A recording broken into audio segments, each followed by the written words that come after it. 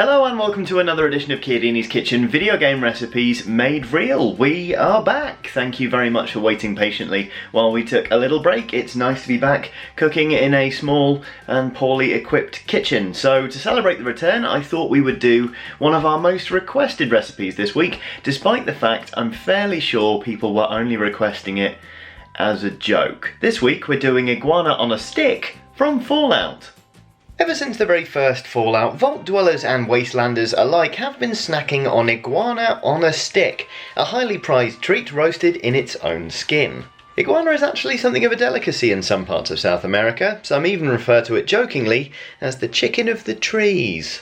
Slight snag in the UK, however, in that I'm not entirely sure iguana meat is legal over here. I searched for the best part of an hour and I couldn't find a single reference to iguana meat being available or whether it was even legal to get it here or not. And I thought going to my nearest reptile house, buying an iguana, killing it, gutting it, cooking it, eating it, and then making a video about it and putting it online might be a bit of a risky manoeuvre. So I thought we'll play it safe. If we can't get an iguana, we could sort of make one. So with that in mind, here's everything you'll need to make iguana on a stick. Kebab skewers, 500 grams of mince, whatever animal you prefer really. I've gone for pork mince as it cooks up a bit lighter and that will be important for reasons revealed later. 1 egg, squeezy honey and some green food dye.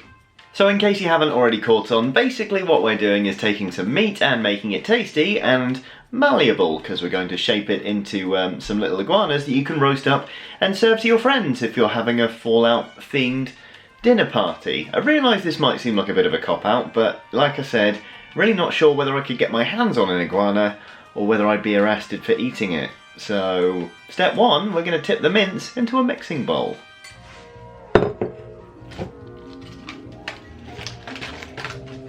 The next step, which is probably the most important one, is to season our meat. So I'm going to start off with a generous pinch of salt and a good amount of pepper. Now you can really flavour this meat however you like. It's your iguana, so you do what you feel. Personally, I plan to make mine a little bit spicy. So what I'm going to add is some bird's eye chili flakes, just for the heat, and a bit of cumin, sort of some nutty warmth in there. But really it's up to you what seasonings you throw in there. You do you. Either way, the next step is to crack in an egg. And now with the egg in the bowl, this gets a bit messy, but what you want to do is get both your hands in there and start combining all of these ingredients really thoroughly to make kind of like, well, a meat paste basically, let's not sugarcoat it, so that we can then work with it on a baking tray and form it into iguana shapes once we get our kebab skewers involved.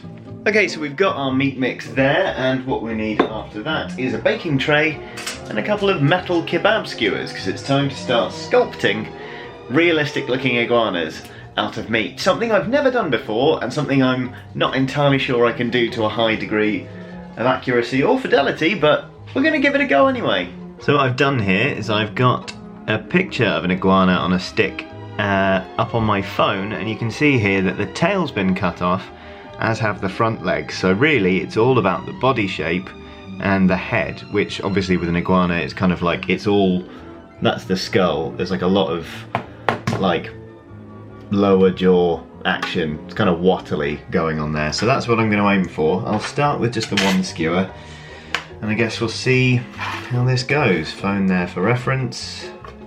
Let's get sculpting.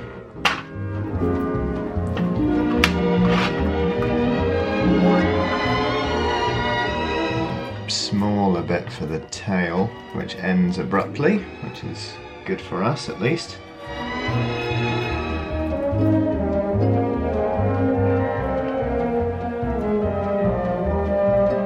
Wow, that sucks. Right, so first attempt, I think we can all agree that's awful. You can see I sort of did the head, I tried to give it a mouth and sort of an eye hole there. It's got these little nubbins for where its legs are supposed to be. The tail at least does end abruptly, like it does with the in-game item, at least, but Yeah. That ain't good. Let's try again.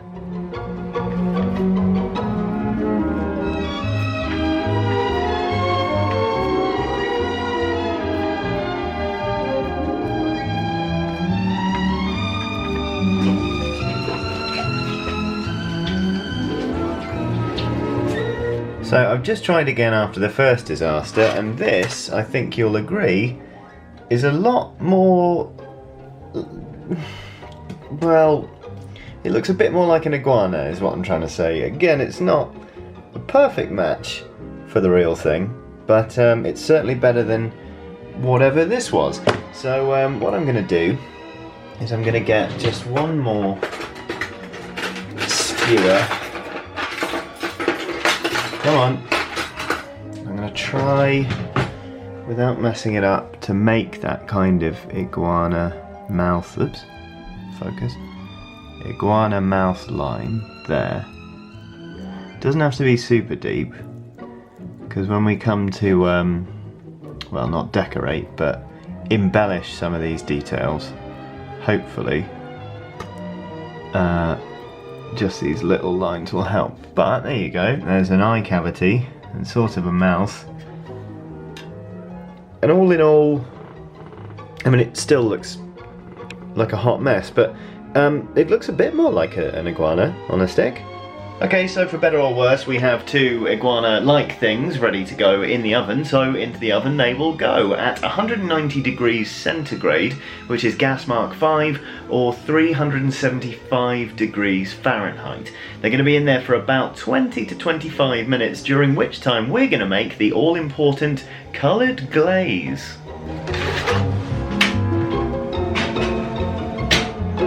Okay, so the coloured glaze, very simple. Basically, in the game, the iguanas are roasted inside their own skins, and iguanas, of course, you know, kind of, they're not slimy at all. They're actually quite dry-skinned, but they are greenish, and they have a sort of sheen to them. So I thought if we made a glaze and put some green food colouring into it, we could make these things look a bit more like actual iguanas, because let's face it, we could probably do with the help right now.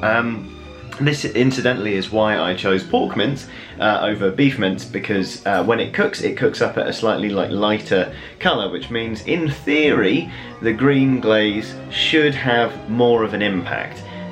You could use turkey mince for this also, that would be quite a good shout. Really anything will do, as long as we get some green colouring on top of them. Right, so here we go. Got a bowl there, then we just need some... Whoop, squeezy honey. Fire some of that in there.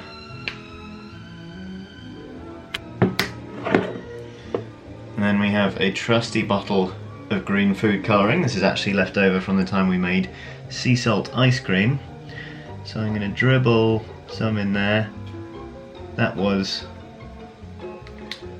quite a lot of drops, to be honest. It was definitely more of a drizzle. And then let's get a spoon? Fork, yeah, why not? Let's get a fork in there and start to combine the two together. We might actually need more than this, depending. Maybe I should have heated this up or something. Anyway, you can see, oh, that's working really well actually. You can see it's kind of sort of translucent, but it's definitely got a green sheen to it. That is excellent. At this point, it's worth noting that if you wanted to flavour this honey, you could do so in any way you'd actually like. I might throw some cayenne pepper in there just to make these really spicy iguanas. But either way, yeah, that's more like it. Plenty of honey. And plenty of food dye. And there we have it. This should hopefully make everything look a bit more reptilian.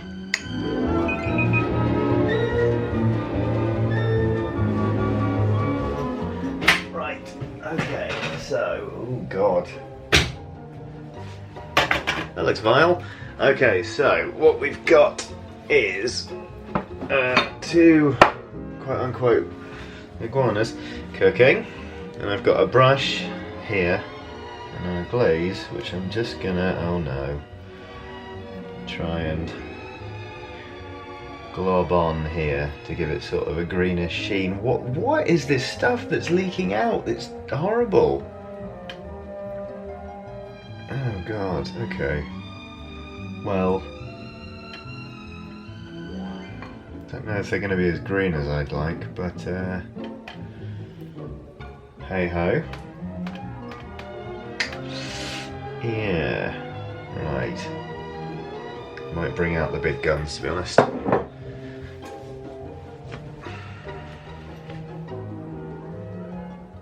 Let's just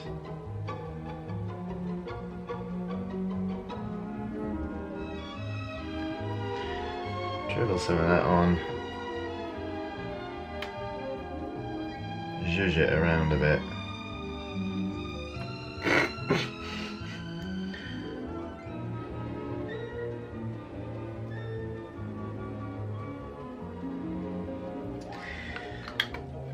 Okay, and then back in the oven. There you go. I regret this immensely.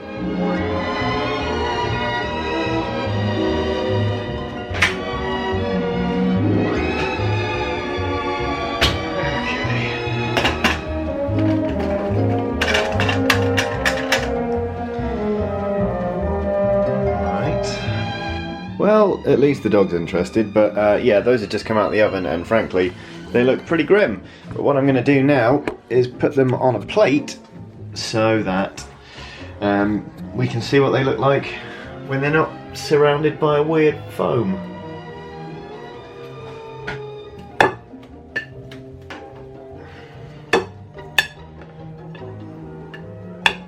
Yeah, this was definitely one of those recipes that was a better idea in my head, wasn't it? But hey ho, we've done it now, and they're not really very green, but for better or worse, that's Iguana on a stick from Fallout. You know what, on balance, I actually prefer the first one I made. Now it's actually come out, A, it's holding on the stick, which is impressive, and B, it's sort of almost got the shape of the actual in-game item.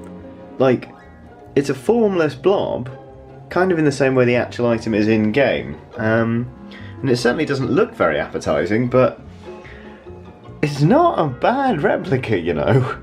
But as ever with these things, the proof is actually in the eating, so Iguana on a stick from Fallout, let's see what it's like.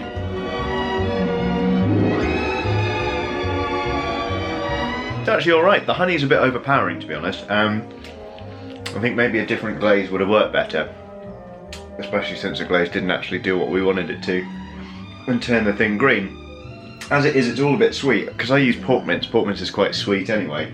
The honey doesn't add to it in a very positive way, but the cumin and the chilli in there is actually quite nice. So all in all, yeah, like I say, this is definitely one of those ones that sounded better in my head. We've made a few Fallout recipes now, and I'm going to say this is the worst one, or at least like a close second. Because we've made, what did we make? We made My Alert cakes, and we made Cook's Fiend stew. And to be honest with you, if you're going to make some Fallout food, say for a Fallout party or something, make one of those. Don't bother with iguana on a stick unless you can actually source a real iguana. Although, once again, not sure if that's legal here. But anyway, that about does it for another edition of Chiodini's Kitchen. Thank you very, very much for watching and continuing to support the show, even when it went on hiatus for a bit. So yeah, it gives me very great pleasure to say that I would very much like your recipe suggestions. Do keep them coming in, because to be honest, sometimes I need saving from myself. Like I said already, there are some other videos from me about Fallout food on the channel. There are lots of other videos from Eurogamer. Some of them are on screen now, so give them excuse me, give one of them a click. I am rusty. And do like and subscribe because it really helps us out. But either way, thank you very much for watching and have a lovely day.